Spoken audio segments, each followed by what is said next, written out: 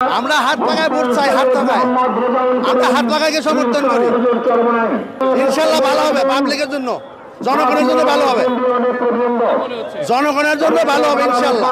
উন্নতি অন্য অন্য দলের থেকে বেশি হবে ইনশাল্লাহ, অন্য অন্য দলের থেকে আরো বেশি উন্নতি করবে।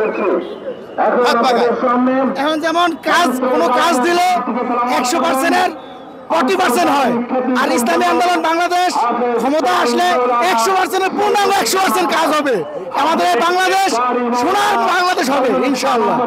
পীর সাহেব চরমনের ডাকে সমস্ত ইসলামী যে দলগুলো পীর সাহেব চরমনের নেতৃত্বে আসে, তাহলে সমস্ত দল নিয়ে আমরা ইনশাআল্লাহ সামনে আগানোর প্ল্যান বা প্রক্রিয়া ইসলামিক চলতেছে আর কি।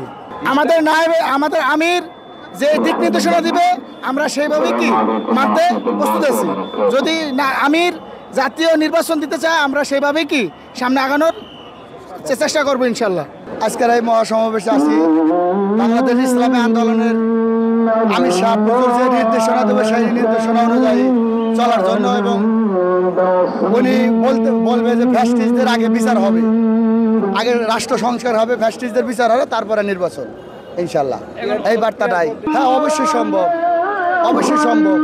যদি দেশের জনগণ সবাই সহযোগিতা করে, তাহলে সহযোগিতা করতে পারলে সব কিছু হয় ইনশাল্লাহ।